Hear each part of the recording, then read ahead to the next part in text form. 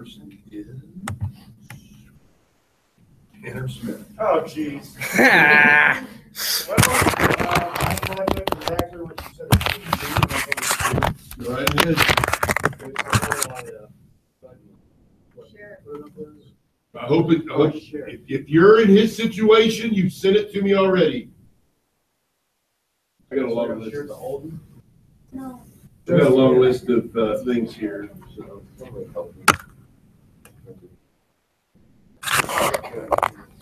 I would also say if you're going to do things, you know what you're doing. That's pretty classy. No, I can't wait. It's Those are your questions. So, you did send it to me or didn't? Yeah, I did.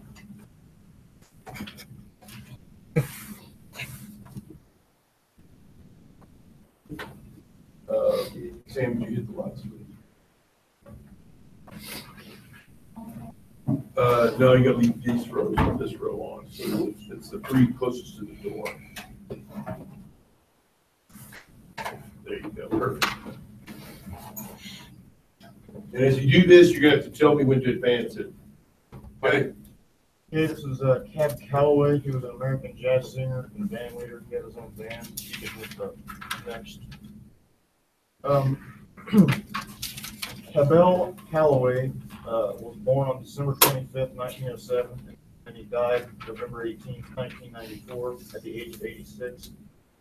Cab was born in Rochester, New York. He began. Okay, I'm gonna stop it now. I had to go through about 10 of them before I just said stop. Okay, who in this room is the expert on Cab Calloway? Does he need to sit there and read it to you? We are not in third grade. Tell us about Cab Calloway without the word for word for word. Well, when he was 7, he started singing when he was 7 years old, and his parents seen his musical talent like early on in his life. So they put him in singing lessons when he was 7 years old, and then he became like more like private and like kind of like a star when in 1922. In 1930, Cab took over a band called the Missourians, and then he changed the name to Cab Calloway and his orchestra. You can go down another one.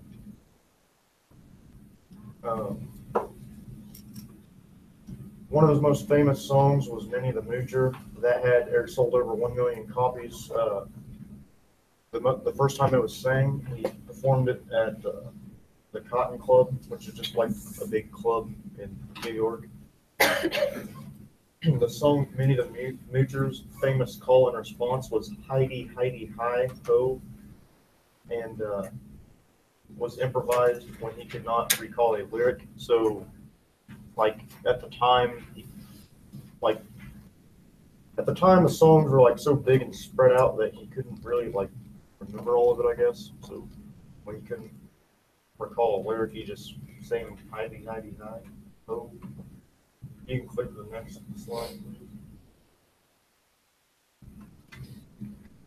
Okay, there we go. A few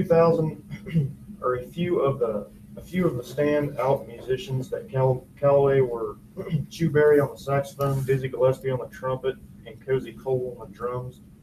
In 1941, Cab fired Dizzy Gillespie over a spitball that was shot at Cab during a performance, and Dizzy was falsely accused, and then, I guess he didn't shoot it, somebody in the stand did. So he just went ahead and fired him on the spot. And then Cab spent 2 years in the cast of the musical Porgy and the Bees. Porgy Beth. Porgy and yeah. And I guess that was a famous play at the time. And then you click to the last slide. Then on November 20th, 1994, Cab died of a stroke that he had suffered since June. Cab was 86 and lived in Greensburg, New York. He was known as the Man of Jazz. Okay. Any questions? You need to see the clip Minnie the Moocher. Video's on there. I have it online as well. Any questions? We can play that clip if you want. No. All right. So is there any other musical things Cab did? Just going forward, because going first is always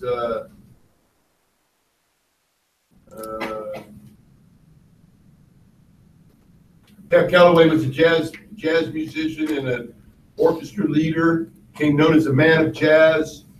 His greatest hit was Minnie the Moocher. I like the idea of how Heidi Ho would sometimes hide the fact that he forgot the lyrics or something. I did not know that. A famous factor. So show the clip. Boom. Done. What good that? Is that it? Number. Give me a number. 5. Number 5. Next is Peyton Luckner.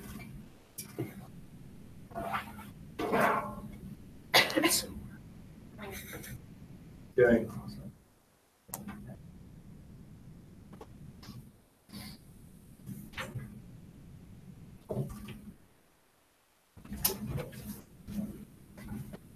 Yeah. Like I said, if you need to send stuff to me, send it to me now.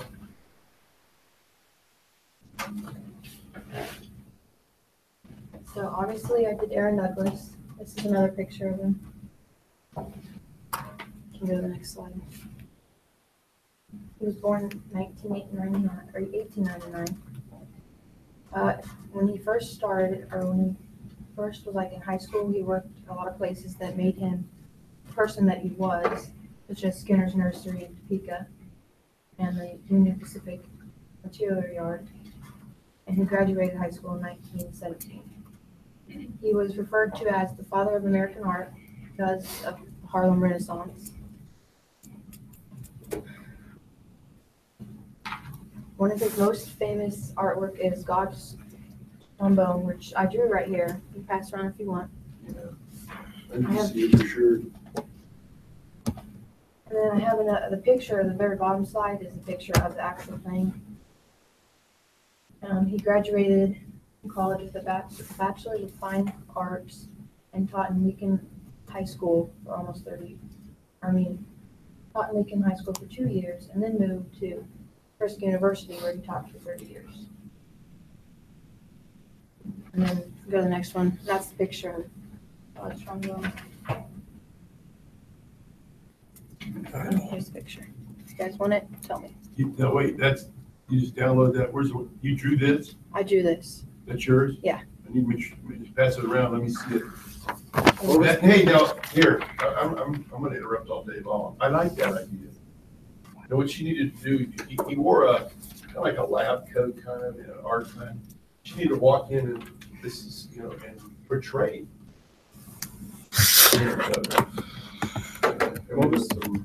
Maybe an easel, some paints.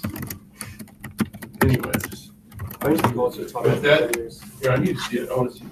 What was the college you taught at for 3 years? Frisk University. Okay, thank you. Number, 10. Sammy DeMuth.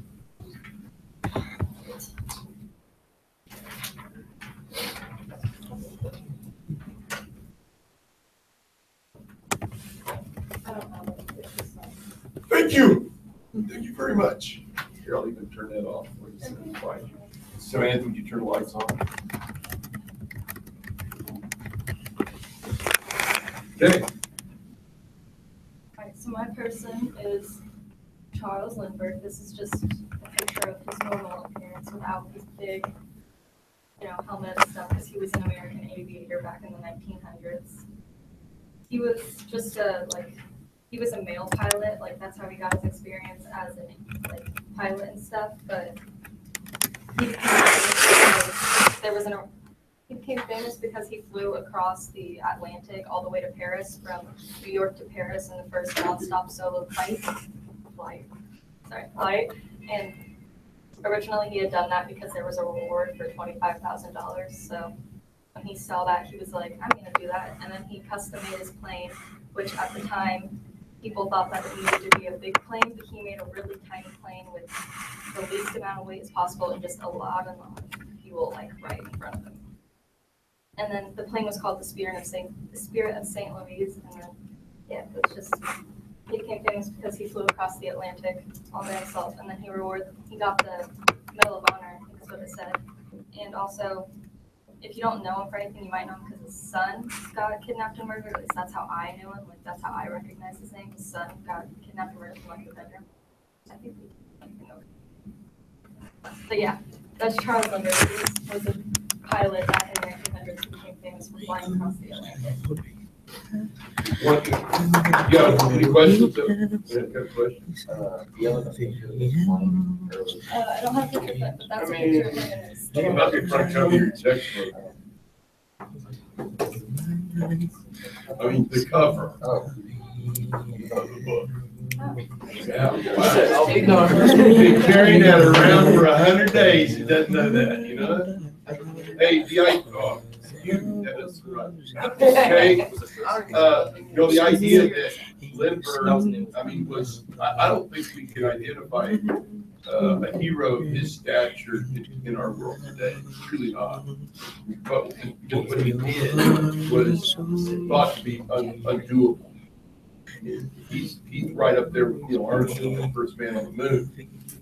What he did in 1927 was nearly as miraculous. It required a great deal of skill and bravery. Number, Sammy. 7. Matty Bosley.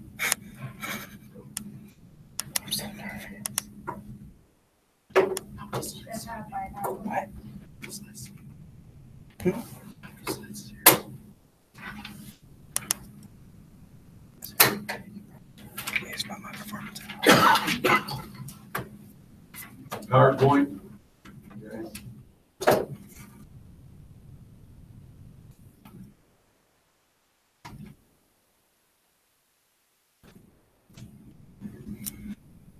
Whoops.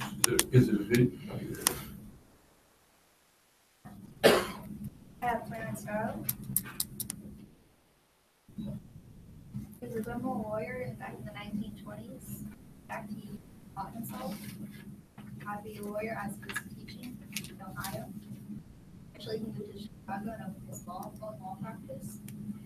And after a couple of failed attempts, yes, he finally decided to be a criminal lawyer. In fact, he was such a good lawyer, he only lost one murder case in Chicago.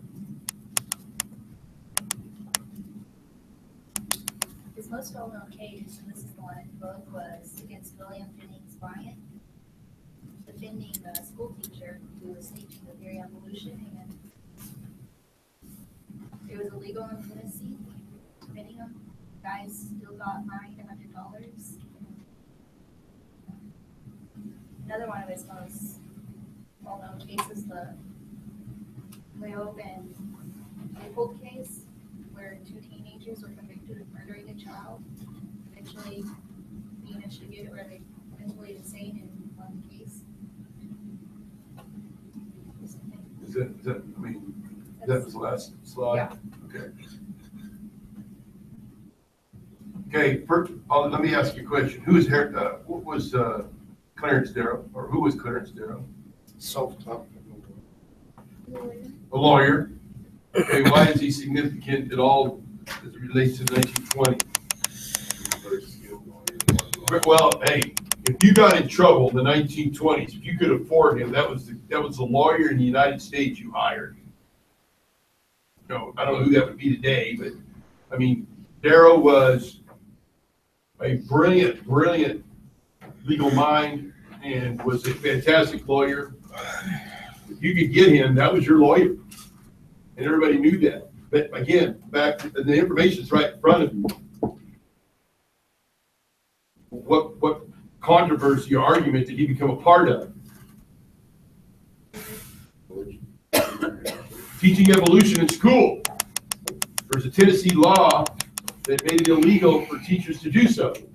And a teacher by the name of John Scopes this was all part of a plot or a plan, but he deliberately taught evolution in school, and he violated the state law, and he was charged. And who comes to defend him? Clarence Darrow from Chicago. And this famed, publicized trial. Here's a hint, guys. How I'm going to give you a hint on how to be the best position to on the final on Friday. And that's read chapter 20. It's not that long, it's just 3 sections. But there's information there about the Scopes tribe. This debate, and she even mentioned Brian. So someone else in this room has William Jennings Bryan. In a few minutes, we'll find out more about him. He came to Tennessee along with Darrow, and they argued back and forth over whether or not evolution should be taught in school. And it does mention in her clip right there, Bryan, of course, a strong, devout Christian, like most of America. Do they support the idea of evolution in school? No. Why? It contradicts the teachings of the Bible and creationism. Darrow, which she fails to mention, I think anyway, was an atheist. Isn't he perfect to argue for the theory of evolution? Okay, I'm doing a huge assumption there. What is an atheist? Someone who does not believe in God. So he's gonna fall on the side of science and teaching evolution. Because this idea of God creating man and a rib from his side to make woman, to Darrow, is hogwash. Perfect person for that job. Any questions on Clarence Darrow? He does hit the main points. Good, very, very good lawyer. Nationally known legal figure. You could, like you said, you could afford him. You wanted him sitting beside you at the table when you're in court because he knew your rights and he did everything he could to protect them. Okay? Then the number, Maddie. 12. 12. Nate Osborne.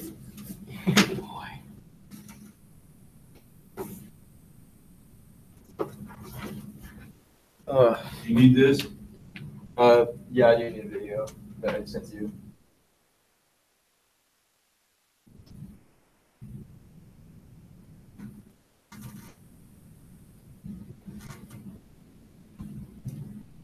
Where is it?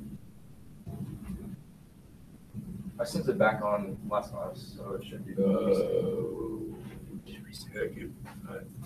We'll go back. We're gonna come back to you. Give me a number. You have to send to me again. 7. What? 7. 7. Already been picked. 8. Lauren Patrick. We're coming back. You're next. I just have a video.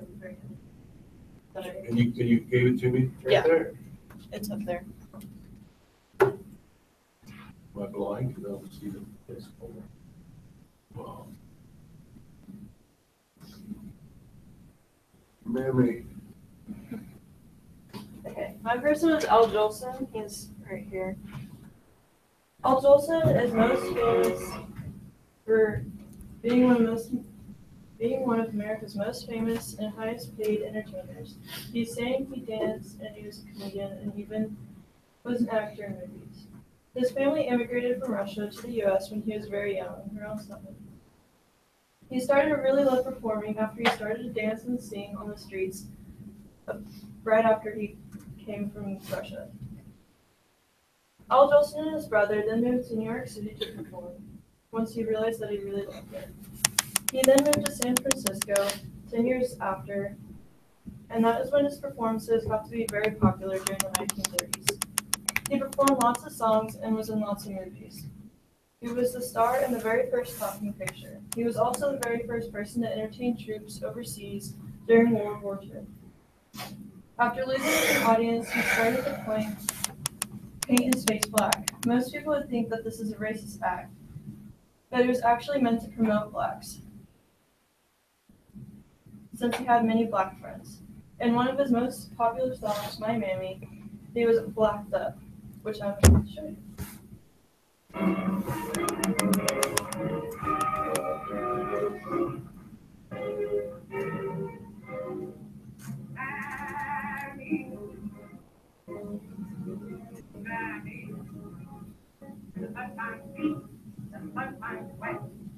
I know where the time can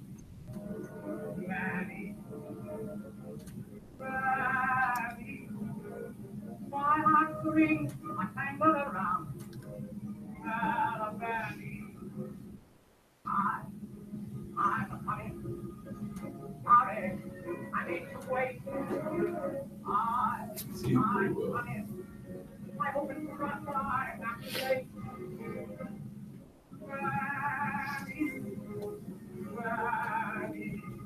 I want a million smiles on one of your smiles, my Mary, smile, Mary. The sunshine in, the sunshine wet. I know where the sunshine set. It's on my Mary I'm talking about. Nobody else is. Smile, Mary. My heart screams, my tango around. Mary. Mary, I'm coming. I hope I didn't make you wait. Mary, I'm coming. Oh, God, I hope I'm not late. Mary, don't you know it? It's a little crazy. I want to give you a smile. I want your smile. Oh, my God,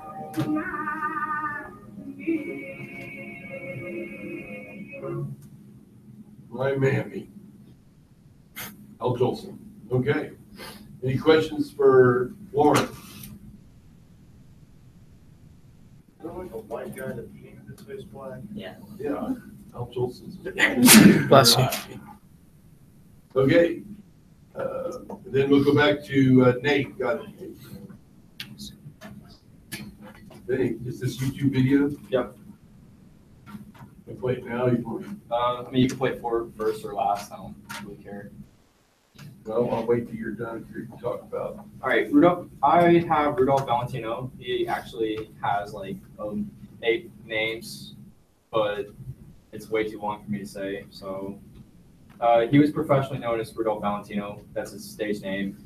He was an Italian naturalized American who starred in the well-known silent films. The 1920s had a silent era, which were movies that were like no one really talked. It was just more of a dramatic kind of film and stuff like that.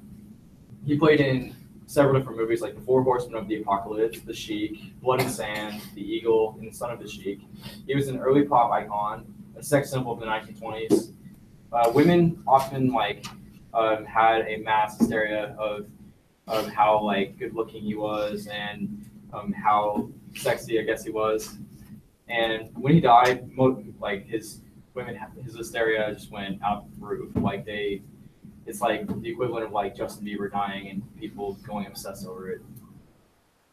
He was known as the Aladdin lover of the movies in the 20s, and he was simply known as the Valentino. His death came short. He died in 1926 at the age of 31, and he died of pleurisy, which was like a severe chest pain. And he also was an immigrant from Italy. He came to the U.S. in 1914. So, okay, you can play the video now.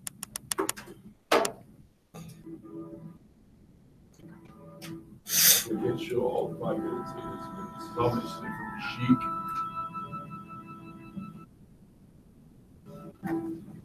Now,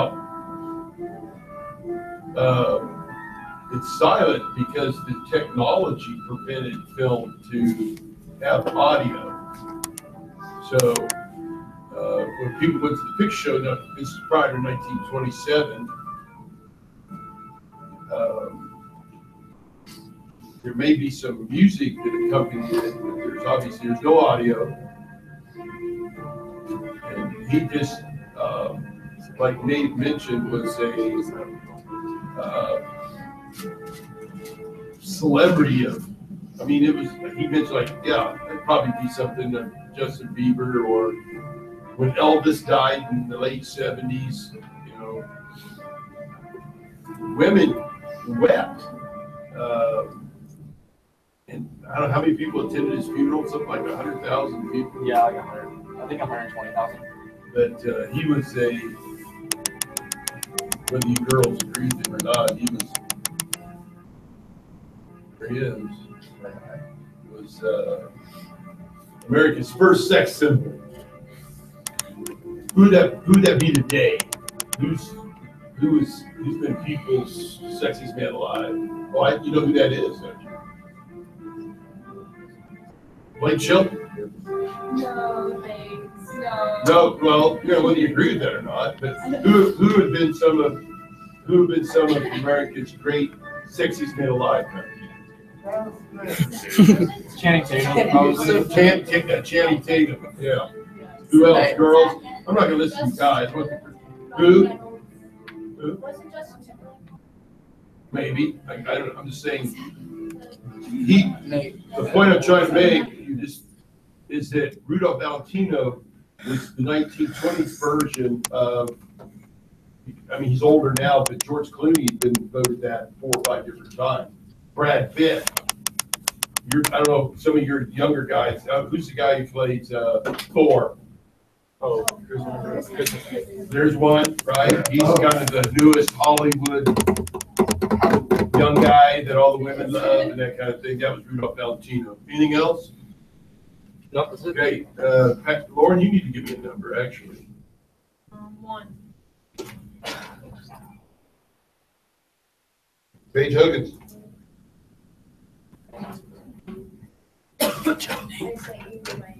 Okay.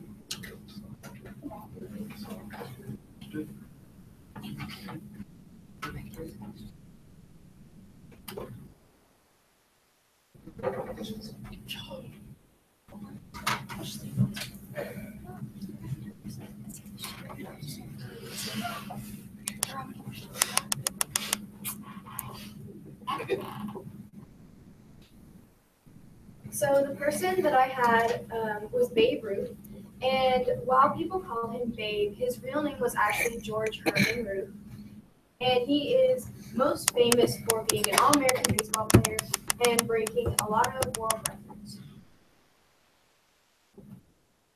So he was born February 6th of 1895, and whenever he was 7, he was sent to a reform school.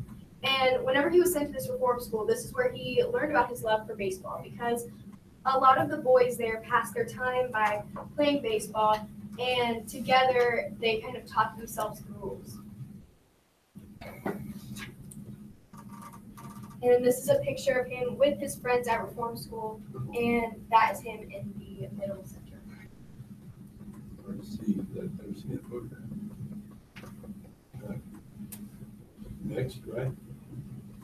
To another slide? Yeah. Oh, there, okay. So his baseball career, whenever he was a young man, he started with the minor league team of the Baltimore Orioles, and here he stayed, but he felt like he wanted to do something greater. So then he moved to the Boston Red Sox. But after being on this team for a while, they were sold out to the New York Yankees, and he stayed with the New York Yankees for 15 years. And his career lasted for 22 seasons from 1914 to 1935. And something about him, too, is that he felt that he was such a great player that he was a left-handed pitcher, but he wanted to do more. So he decided to switch to outfielder to have more playing time. And he's also known as an American sports hero, and he's in the Baseball Hall of Fame. And that's the end of my presentation. Okay. Yeah, very few people know that actually he was an outstanding pitcher. He could have made long-lasting professional career. He holds several World Series records when he's with Boston early on before he got traded to the Yankees. Well, I mean, he didn't take very good care of himself. He was young. This wasn't a time when a lot of training went on. He liked to party. He drank too much. He ate too much. He had, put faithful to his wife. But I mean, he was a star. He was Babe Ruth at his time is greater than LeBron James or whoever you can think of the athlete of today. I mean, Babe Ruth was the man, period. And this is also a time when baseball was king. There was, whatever the second sport in America was, you didn't care or know about. Okay, it was baseball. And at the top of the heap, the most popular sport in the country is Babe Ruth. So, I mean, he was most recognizable figure. And then once, there's a joke said, one of the reporters said, hey, you're making over $100,000 a year, you're making more than the president. And he remarked back, well, I had a better year. So, I mean, he was and is an icon. I don't care if you're a baseball fan or not. You should know who Babe Ruth is, okay? Great question. Yeah. Wasn't he like drunk? Like most of his home runs were off of him being drunk. Well, I mean, there's legend involved in that. Way to do it. I'm sure there were many times he hit a home run when he was hungover. Okay, that, that shows you the extraordinary talent that he was. And we're talking about things that if he would have trained better, taken things a little more seriously, could he have done even more? I feel like he was somebody that could sit down and eat 15 hot dogs and drink 2 pitchers of beer by himself. Okay, he had a voracious appetite for a lot of things. Okay, women, drink, food. Okay, have a good time. And when he was young, he could handle it. As he got older, it became more difficult. Okay, number page.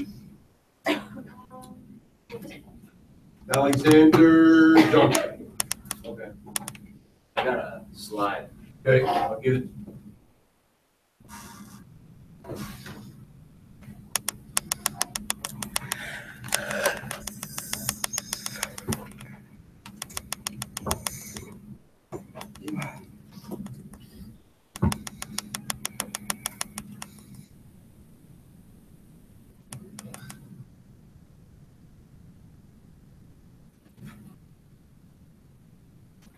I'm doing Walt Disney, and he was like the creator of all the cartoon movies, and yeah. Next slide. Walt Disney was born on December 5th, 1901 in Chicago, Illinois. He later died from lung cancer on December 15th, 1966. Days from now. Okay. Next slide. His first success was introducing Steamboat Willie, and then he changed Steamboat Willie's name to Mickey Mouse. Next slide. And Walt Disney's first movie was Snow White and the Seven Dwarfs. And since then, there are more than 50 animated movies. And that's it.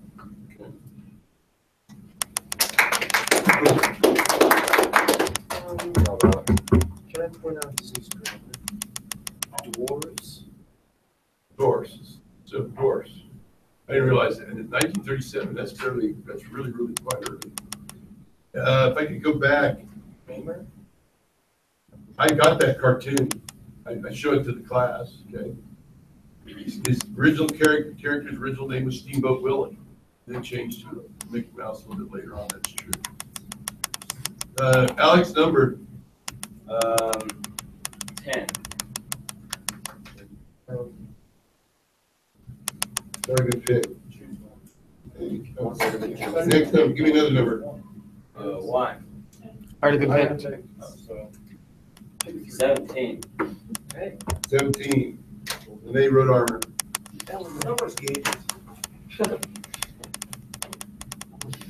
Do you need this? She's the 4th one down. Okay, Or fifth one. Let me clean some of this up real quick.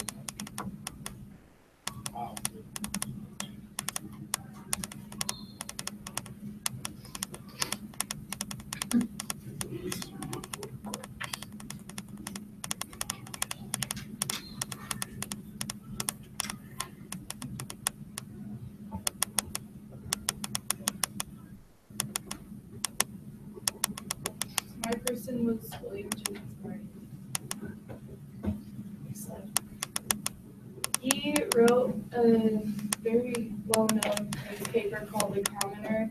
He published this for 12 years. He used this paper to do many different things, but two of the most important things that he did with this paper was he wrote about affirming equality, and he proclaimed the importance of faith in God. He also is very well known for his speech, the Cross of Gold speech. This speech is about his belief in that the economy should be based on silver instead of gold because there's more silver and it is cheaper than gold.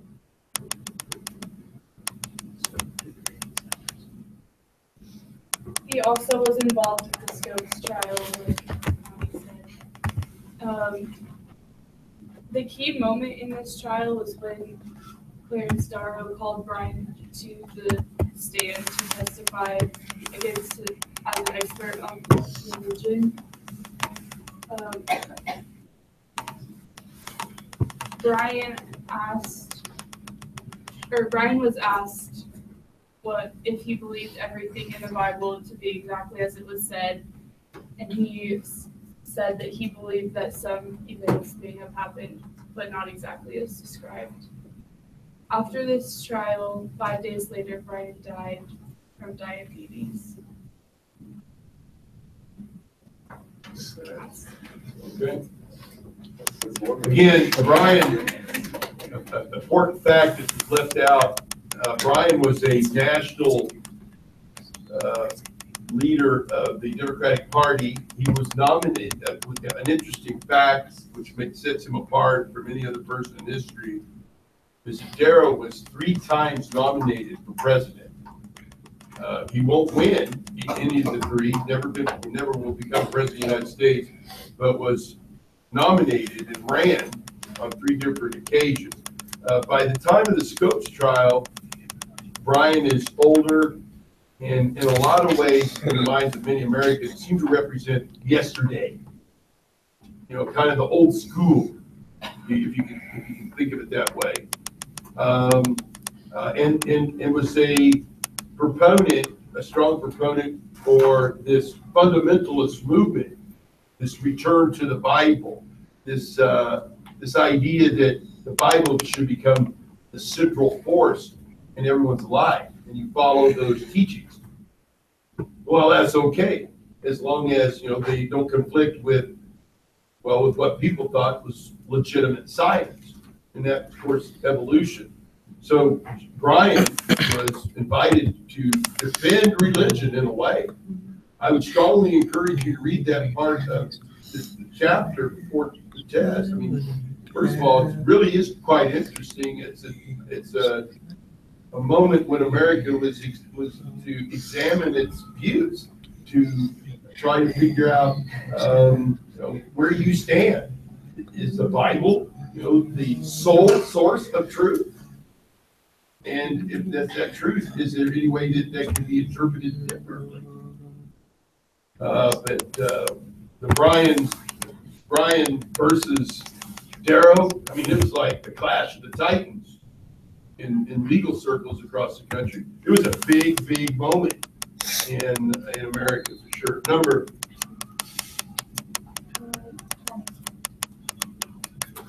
Caitlin Johnson.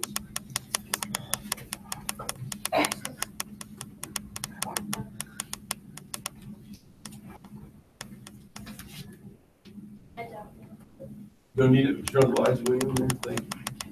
Get that on your face.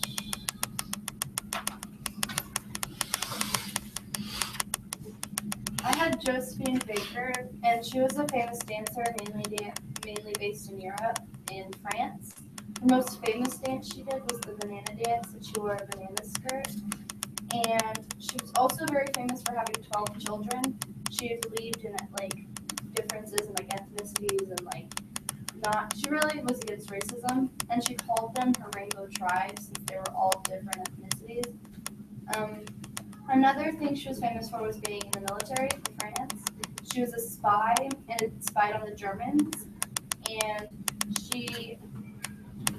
I did excerpts from the journal. from her. And May 23rd, 1921, Josephine Baker, age 15. Today I'm performing on Broadway and I am really nervous. This is the first thing I've done like this. I really don't want to mess it up. I'm only 15 years old and this is the first time I've done anything like this. I am performing in Shuffle Along today. Some people that may or may not be famous. Paul Robeson, Freddie Washington, and many more. I'm really excited and nervous at the same time. What if this starts my career and I get famous from this? What if I start booking auditions after this? October 2nd, 1925, Josephine Baker, age 19. A couple months ago, I sailed to Paris, hoping for a good start. Today I'm officially opening in La Revenue Negre. Some people say the way I dance is provocative, but if I say people like it, then I don't see a problem. I'm actually famous here, and people like when I dance here. I plan on breaking a contract. I want to perform in a musical, but my company is telling me that I can't. I have told them that I'm breaking it, but they have yet to get back to me. September 3rd, 1939, Josephine Baker, age 33. The war has officially started. Today France declared war on Germany, and everybody is freaking out. I have been asked to be a spy for the military. I think I'm going to accept, because there's something that not everybody gets a chance to do. I also want to help my country. I'm actually quite excited to help, and really hope that we win. January 14th, 1953, Josephine Baker, age 47. Racism is terrible. Today I adopted my first child, and second child. I plan to adopt many more, and from different races. I want to show people that racism is horrible. I plan to have kids from all ethnicities and call them my rainbow tribe. I have talked to the agency and 10 more kids, and we have 10 more kids in mind. I really hope this plan goes through, and maybe in the future I will adopt many more kids. Wait. I got to clarify. Are those actual entries? Oh, you made those up. Oh, darn. Okay. What would have been really cool if those would have been her actual journal entries. She's a person that if you looked at it closely, you would all think there should be a movie about this woman. Here's a woman that is so poor, she's eating out of garbage cans in St. Louis, Missouri, as a kid. Marries at age 13. Gets married. Divorces, so I think she's married 3 or 4 times. I don't know how many times she's married. But performs and has a degree of success in the United States, but finds, now this should be surprising, finds acceptance and a much different audience in France. This so-called banana dance that you've heard me talking about is performed in the nude on stage and to just raving reviews among French audiences and French critics. Now, she could never do anything like that in most venues in the United States. She does perform the banana dance in the United States, but she's clothed. The scene that there's clips. You can go YouTube, and there are those when she's naked too. But the ones before the United States, she's wearing some sort of like a bikini. Tremendous, and another thing, I don't know what her picture reflects up there. A very, in my mind, a very attractive woman. Very. I mean, probably would be one of those women of today. I don't know who that would be, but she was a very, very attractive, beautiful woman. But stood for much more than that. At one point that Caitlin mentioned, she adopted a dozen children or so of all different races and backgrounds, became instrumental in the civil rights movement. When Martin Luther King delivers I Have a Dream speech, behind him, standing in the crowd, is Josephine Baker. And when she came back to the States, an international star. Whenever she went to perform, her agents and her people says she will not just in front of segregated audiences. She simply said, if you aren't allowing anybody, Black America, into the auditorium or the music hall or whatever it is, I'm not performing. And it was in Miami, actually, very early, one of her returns to the United States, where the theater owners said, no, there's no way. I'm not going on stage. And he finally gave in. And Baker also was very instrumental in integrating Las Vegas. But Vegas was new in the early 50s. Of course, one reason why people go there is not just to gamble, but to be entertained. Anybody who's anybody, Frank Sinatra, Dean Martin, anybody that you performed in Vegas, all the nightclubs and the concert halls and that, but it was segregated early on. Baker helped change all that. In Vegas, black and white doesn't matter so much. So she played probably a greater role in civil rights than people ever give her credit. And such a career, as I learned more and more about Baker, an absolute perfect story to be told on the screen. And I think there have been some efforts to do that, but it seems like that could be done now. She helped with the French underground during World War II, did some really, really dangerous things because she was so well known in Germany as well.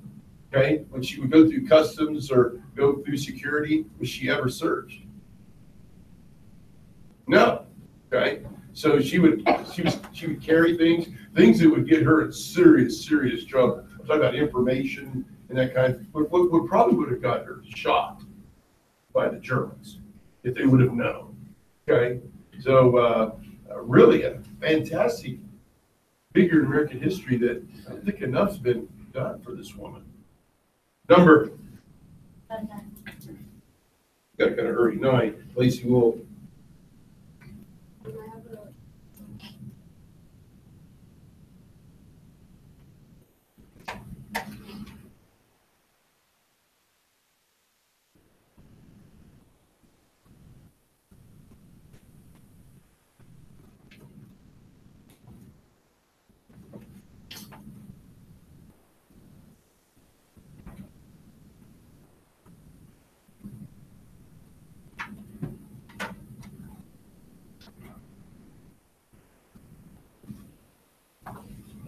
I had George Gershwin. He was a composer and he also played piano.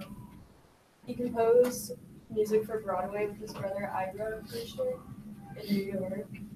And they had many different genres, including popular and classical. And his most well-known work is Rhapsody in Blue, but he didn't know he was supposed to compose it until he read it in a newspaper because he forgot about it. So he had to work really quickly to meet the deadline. And after that, he spent some time in Paris, which inspired his composition in American Paris. And another one of his works, Porgy and Bess, was initially a failure, but as time went on, it gained popularity. And now it's known as one of the most important American operas of the 20th century. And after that, he moved to Hollywood to work on Shall We Dance. And after that, he was going to work on another movie, but the doctors found a brain tumor and he died during the surgery.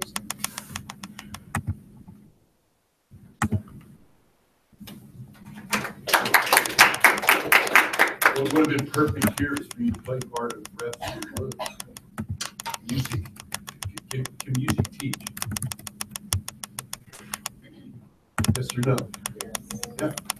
That would have been perfect. Number.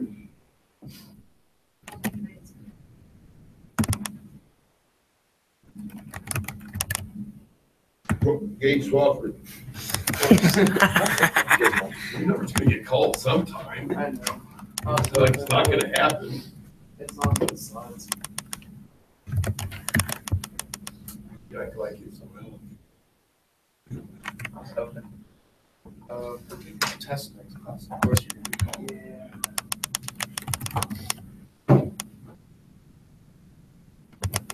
Nice picture drop.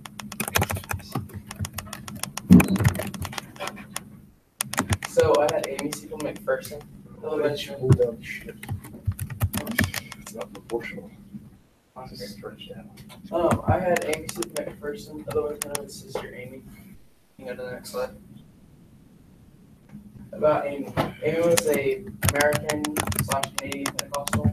She was also a famous media star for performing large church services in front of large groups of people. She was born October 9th, 1980, and died September 27th, 1944, at 53, right after one of her biggest performances. Yeah, I'm not trying to pick on anybody right here, but it's American, Canadian, Timber, October, Foursquare, Church, all capitalized. Yeah. Okay, those are all proper names. Not the only one. Her ministry. Amy was a preacher who would do large performances, outdoor speeches in front of large groups of people. And they typically, when you start out large, it started in actually very small groups of people who would know about the performances. And many people would see a commotion and they'd come over to watch the rest of the performance. Amy was always said to have a go-getter attitude, and she was always had like a pretty positive person. And also a fun fact, when her kids got older, they would also participate in the church. And her daughter, after Amy was dead, or pronounced dead, her daughter, after she became one of the leaders, was actually kicked off the church board because they thought she was not Christian-like. Next slide. Oh, her kidnapping. Amy was so-called kidnapped. Nowadays, we believe that it was all a scam or a hoax because we thought that she had actually run away with her current boyfriend. And they actually found out that she completely went off the grid in the map, and she popped back up in Mexico and did a performance the next day. And whenever people would ask her about the kidnapping, they believed it was fake because she would have different stories all the time, and eventually the stories would collide with each other and prove that it wasn't real, but she was lying. Amy's death, accidental death or suicide. On September 27, 1944, Amy had just finished a performance. And after performances, she would have a struggle of sleeping because she gets so rarely in her performances. So she started taking sleeping pills to try to help her fall asleep. Right after the performance, she had taken some pills and would fall asleep forever. Her son walked in to find his mother breathing heavily unconscious, and when he looked at the pill bottle, half of it was gone. A quarter of it was actually on the floor, but half of it was gone. So he called the doctors, and whenever they got there, that the doctor pronounced her dead, and the cause was heart attack from the pills.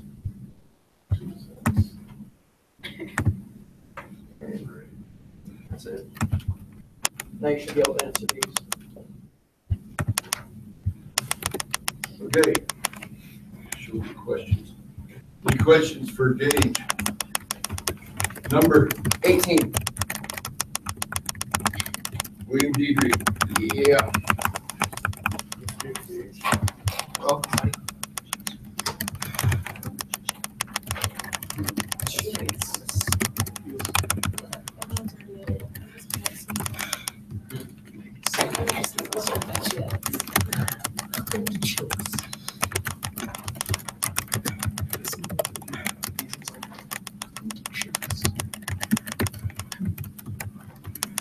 I love the same song you guys, but don't really have anything together, so.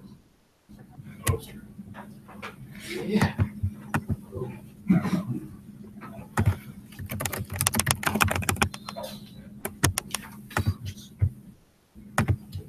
Alright. Yeah, Paul Robeson, obviously. And he was most well known for being a bass baritone singer. But he was also an actor, and he later became a civil rights activist. The saying that he said was, as an artist, I come to sing. But as a citizen, I will always speak for peace. No one can silence me in this. He was he highly advocated peace in all of his quotes. Whenever he tried to talk about racism, he talked about how there must be peace between African Americans and white people. And some of his best songs were Old Man River, Show Tune from the 1927 musical Showboat, and a song called Old Kentucky Home, Old Song, as well as a rendition he did of Swing Low, Sweet Charity, which some of you have probably heard that before. And many more wonderful sounding songs where he had a very, very deep voice that was really resonating in all of his songs. Paul Robeson had many influences that made him the person that he was.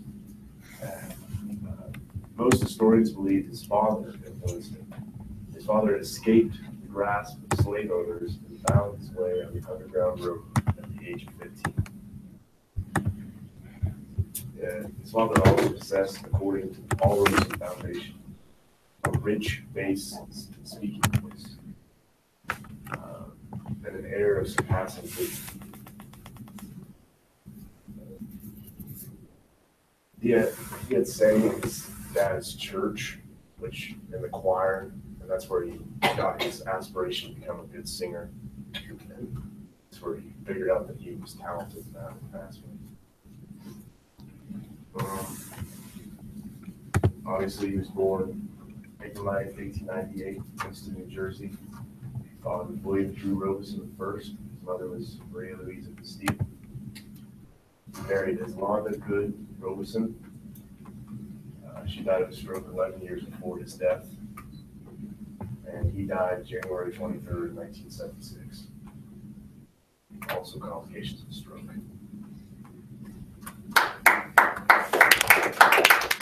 Okay, we gotta move on. Number. You don't have very many left.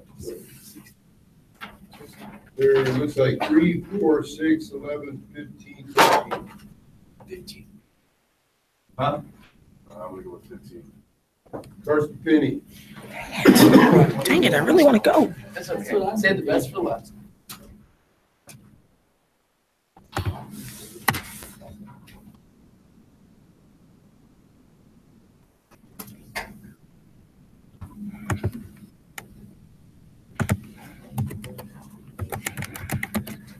Okay, I have WEP.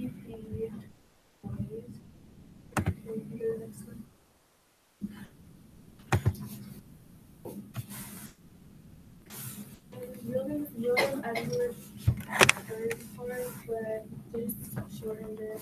And he grew up in a really suitable town, so he didn't really deal with a lot of racism as I'm growing up. And his teachers looked past it and encouraged him because he was really intelligent. And his friends with a lot of white children, and so yeah, he really didn't deal with a lot of racism. And then when he was 17, he moved to Tennessee to go to Fisk University. And that's when he really started experiencing racism. And he was faced with the Jim Crow laws. And he also got his bachelor's degree there. And then he went to Harvard, and he was actually the first African American to get his PhD from Harvard. And then he was selected for a study abroad program in Germany, and he went to the University of Berlin. And that's where he worked with a lot of really famous and well-known scientists that inspired him. And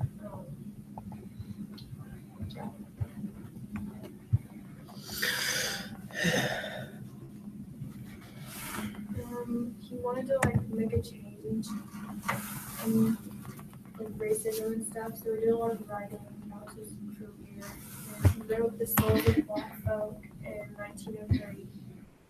And he freed a lot of African colonies from Europe. And after earning his degree from Harvard, he earned his doctoral degree, which was years later. And then he died when he was 95 while he was working on an African encyclopedia. And that was just one day before Martin Luther made a speech about his Islander speech, which has a lot to do with what he studied and believed. Yeah, that's all. Okay, one thing that you recognize from what information Carson provided, what's that tell you about W.E.B. Du Bois? Very, very intelligent man. There you go. Doctoral degrees and PhDs from Harvard, University of Berlin. But she doesn't, we need to recognize what he actually studied. He was a sociologist. What does a sociologist do? What is sociology? study of people, it's a study of groups, how we interact with one another. He was one of the top-notch sociologists, and he studied. The point to be made is W.E.B. Du Bois was biracial. I think actually it was his father who was white. So he has a foot in both worlds, you might say. Okay, and not so much today, but was there a time when being biracial was really difficult? Okay, yeah, because you don't necessarily fit neatly in both spots. Okay, so he spent a lifetime, lived to be 95 years old, of trying to work at explaining the differences between white and black culture, for instance, and the similarities too, and why, as we go forward, Black America continued its struggles. He did a lot of work on the social issues that faced Black America. That he faced very little actually early in his life, but as it goes on, of course, as he traveled the country and the world, he faced racism firsthand, the ugly face of it, and worked for his life to try and better understand it.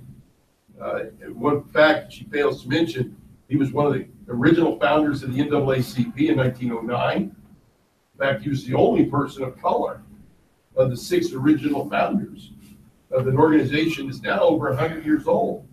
It continues to work for just rights and freedoms and protections of people of color, not just African Americans, but people of color in America. Number.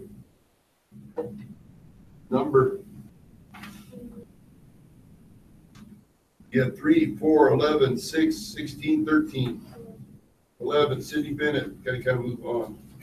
You may not get done. Some of you may have to do this first thing on Friday morning. So. Good. Video.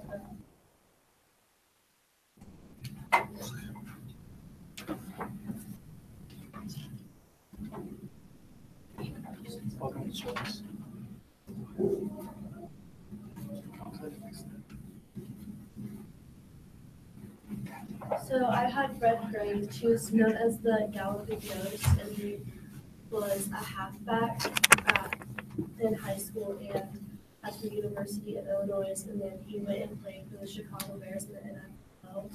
And then he tried to start his own league with his partner, and they started the New York Yankees, but that didn't work out. It was like a year-long thing. It was for one season, and then he started a movie and went back to the Bears. And when he got to college, he wanted to actually play basketball, but his fraternity made him play football, and that was probably the best thing that ever happened to him. And when he started in the NFL after college, people looked down on it because they thought it was just a beer league. People would go to the games to get drunk and get wild, so no one really liked the NFL. And then I have a video.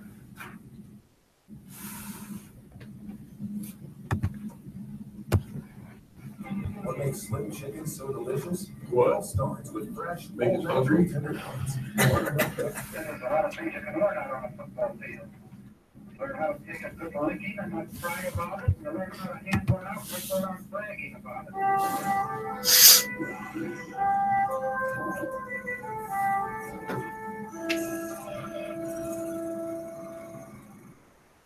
Not even Paul Bunyan's Blue Ox had a mythology greater than Harold Red Grange, whose life and times were fertile ground for many a tall tale. During 13 years of high school, college, and professional football, Red Grange carried the ball 4,013 times for an average of 8.1 yards and scored 531 touchdowns. His astonishing record still stands today. Damon Runyon, who was a famous sports writer of the day, He said that Grange does the work of 3 men and a horse. Grange was the greatest open field runner of his time. Fielding Yost, the longtime head coach, University of Michigan, had a disparaging remark about Grange. He said, all Grange can do is run. To which Bob Zuppke, the Illinois coach, responded, invoking the name of a famous opera singer of the day, all Gallikurchi can do is sing.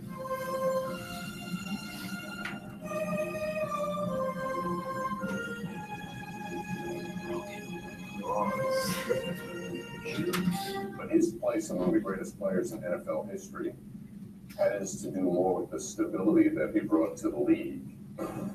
Well, when I came into pro football in the 20s, it was really a nothing game. I took quite a beating in the press and from the different schools for joining pro football. Probably I would have been thought more of had I joined the Capone mob in Chicago instead of professional football. I remember President Coolidge greeting us, and the senator introduced us as George Halas and Red Grange with the Chicago Bears. And I remember President Calvin Coolidge's remark. He said, young man, I'm glad to know you. He said, I always like animal acts. The Iceman from Wheaton, Illinois, soon had his iron ready melt away. Red Grange's skills made him a star. Then his legend grew as fast as his list of endorsements. Candy bars, cigarettes, a fountain pen, a doll. He was in movies. It doesn't hurt to have a good nickname. Young Galloping Ghost. That's to be one of the best nicknames any football player's ever had. He was so big, even 50 years after he last carried the ball, his name still resounded in the sports world. It evokes. Yeah, we did. That's good, right there. Great, pretty good video, though. I think that could have been, you could just show the video.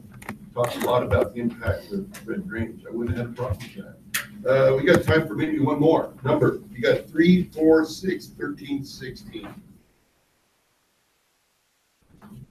Didn't you? 13, sorry. Please. Ryan Vogel. Yes. That video. Very good. Act like this. What is it, like a reprieve from a death sentence or something? Is that what you're all? Oh. No, I want to do. And that's trip.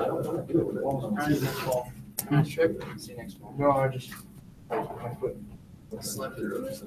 Have a nice slip. See you next one. Oh, good. Hey, Ryan, we'll do it tomorrow. I gotta make, I'm gonna make a few comments right here. Okay? We'll just wait for it tomorrow. Okay? You mean Friday? Now, as far as, as far as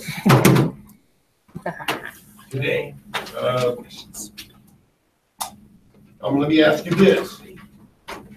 Friday, and let's say there's 3 questions about each of the, and we've got 5 more to do. Yesterday we got them all done. I probably spend more time discussing it.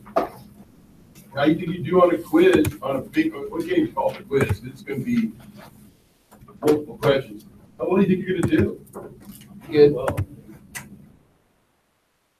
Schwab says he's going to do good. Okay. What about some of the rest of you? Decent. All right. I don't share your confidence at all. I really don't. Okay. But I could be wrong. Prove me wrong. Hope you will. But